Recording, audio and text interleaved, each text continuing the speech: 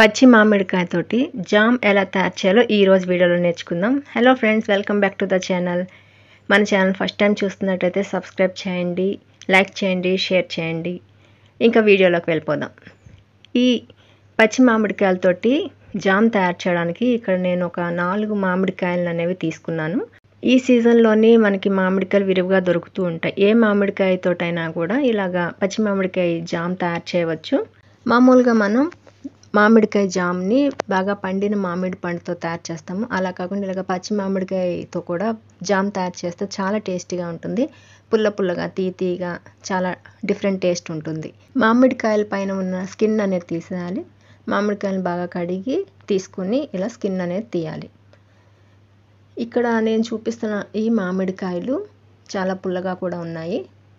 ఇవి మనం మామూలుగా ముక్కలను కూడా కట్ చేసి కారం, ఉప్పు వేసుకొని తిన్నా కూడా చాలా టేస్టీగా ఉంటాయి.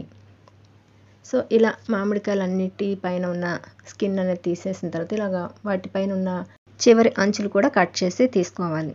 ఇప్పుడు ఒక కుక్కర్ తీసుకొని అందులో ఈ మామిడికాయలు అనేది పెట్టి తగినంత వాటర్ అనేది వేసి ఉడికించాలి. మామూలుగా మామిడికాయని చిన్న ముక్కలుగా కట్ చేసి కూడా ఉడికించవచ్చు. లేదు అని అంటే ఇలాగా మొత్తం మామిడికాయని మొత్తం ఒకేసారి ఉడికించి మనం మామిడికాయ ప్యూరిన్ అనేది తీసుకోవచ్చు. ఇక్కడ నేను 4 మామిడికాయలకి ఒక చిన్న 3 కప్స్ వాటర్ అనేది యాడ్ చేశాను. చూస్తున్నారు కదా, ఒక 6 to 7 విజిల్స్ వచ్చే వరకు మామిడికాయని ఉడికించాలి. ఇలా చక్కగా మొత్తం మామిడికాయ అంతా ఉడికి ఉంటుంది. ఇప్పుడు ఈ మామిడికాయలను ఒక గిన్నెలోకి తీసుకొని చల్లారనివ్వాలి.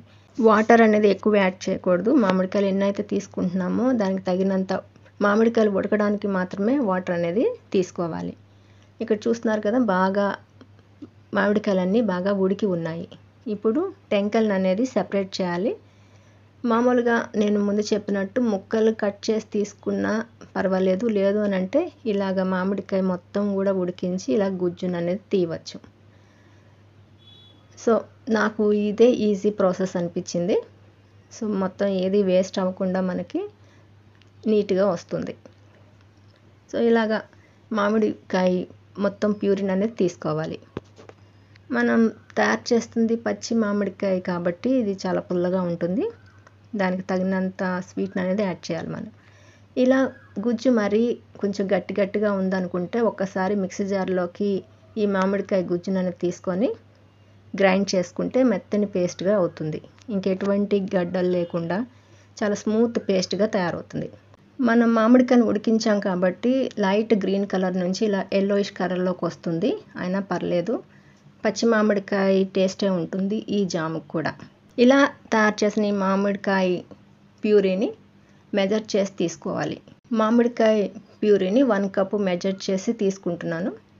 ఒకేసారి పెద్ద బౌల్లోకి తీసుకొని మనం మెజర్ చేసి తీసుకోవచ్చు. లేదు అని అంటే ఇలా 1 కప్లోకి తీసుకొని మనం తీసుకోవచ్చు.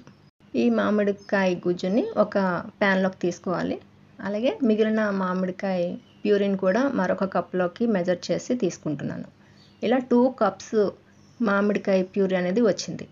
ఇప్పుడు ఈ మామిడికాయ ప్యూరీలోకి తగినంత స్వీట్ అనేది యాడ్ చేయాలి. దాని గురించి నేను ఇక్కడ తురిమిన బెల్లం తీసుకుంటున్నాను. బెల్లంతో తయారు చేసిన ఈ జామ్ చాలా టేస్టీగా ఉంటుంది. హెల్త్ కూడా మంచిది. మామూలుగా జామ్ తయారు చేయాలంటే పంచదారతో తయారు చేస్తాము. పంచదారతో కూడా చాలా టేస్టీగా ఉంటుంది, కానీ బెల్లంతో చేస్తే ఇంకా టేస్టీగా ఉంటుంది. సో ఇక్కడ 2 కప్పుల మామిడికాయ ప్యూరీకి 1.5 కప్పు తురిమిన బెల్లం అనేది తీసుకున్నాను. మనకి ఇంకా కొంచెం స్వీట్నెస్ ఎక్కువ కావాలనుకుంటే 2 కప్స్ తురిమిన బెల్లం కూడా యాడ్ చేయవచ్చు. లేదనంటే 1.5 కప్పు బెల్లం సరిపోతుంది. సో ఇది బాగా కలిపి స్టవ్ మీద పెట్టి ఫస్ట్ హై ఫ్లేమ్ మీద ఒక 5 to 7 మినిట్స్ అనేది ఉడికించాలి. బాగా కలుపుతూ ఉండాలి, లేదంటే అడుగంటుతుంది. కొంచెం చిక్కబడే వరకు ఉడికించాలి. మామిడికాయ ప్యూరిన్ అనేది కలుపుతూనే ఉడికించాలి. ఈ మామిడికాయ ప్యూరీలోకి బెల్లం అంతా కరిగి కొంచెం దగ్గర పడే వరకు ఉడికించాలి. నేను ఫస్ట్ చెప్పినట్టు ఫస్ట్ ఒక 7 to 10 మినిట్స్ అనేది హై ఫ్లేమ్ మీద ఉడికించి తర్వాత ఫ్లేమ్ అనేది తగ్గించి 15 to 20 మినిట్స్ ఉడికించాలి. అది మనం తీసుకునే మామిడికాయలు బట్టి ఉంటుంది. ఎక్కువ టైం అనేది ఉడికించకూడదు, దాని యొక్క కలరు ఫ్లేవర్ అనేది పోతుంది. సో ఇందులోకి కావాలంటే ఇలాచీ పొడి లేదంటే దాల్చిన చెక్క పొడి కూడా వేసుకుంటారు, కొంచెం నల్ల ఉప్పు కూడా వేస్తారు. బట్ అవి ఏమి వేయకుండా న్యాచురల్గా మనకి ఇలా మామిడికాయ ఓన్లీ బెల్లంతో ఇక్కడ జామ్ అనేది తయారు చేస్తున్నాను.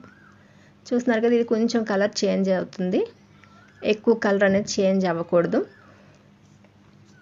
మనకి ఇది బాగా అయ్యిందో లేదో తెలుసుకోవాలంటే ఒక ప్లేట్ తీసుకొని ఉడికించిన ఈ మామిడికాయ గుజ్జును అనేది వేస్తే మామిడికాయ గుజ్జు అనేది ప్లేట్కి అతుక్కొని ఉండాలి, ఎక్కువగా జారకూడదు. ఇప్పుడు మామిడికాయ జామ్ అనేది రెడీ అయింది. ఇలాంటప్పుడు స్టవ్ ఆఫ్ చేసి చల్లరనివ్వాలి. సో ఈ మామిడికాయతో తయారు చేసిన ఈ జామ్ మనకి 1 year వరకు స్టోర్ అయి ఉంటుంది. బ్రెడ్లోకి చపాతీల్లోకి ఈ జామ్ని అప్లై చేసి తింటే చాలా టేస్టీగా ఉంటుంది. చిన్నవాళ్ళు పెద్దవాళ్ళు కూడా చాలా ఇష్టంగా తింటారు. సో బెల్లంతో తయారు చేసాం కాబట్టి కూడా ఈ కలర్లోకి వచ్చింది ఈ జాము.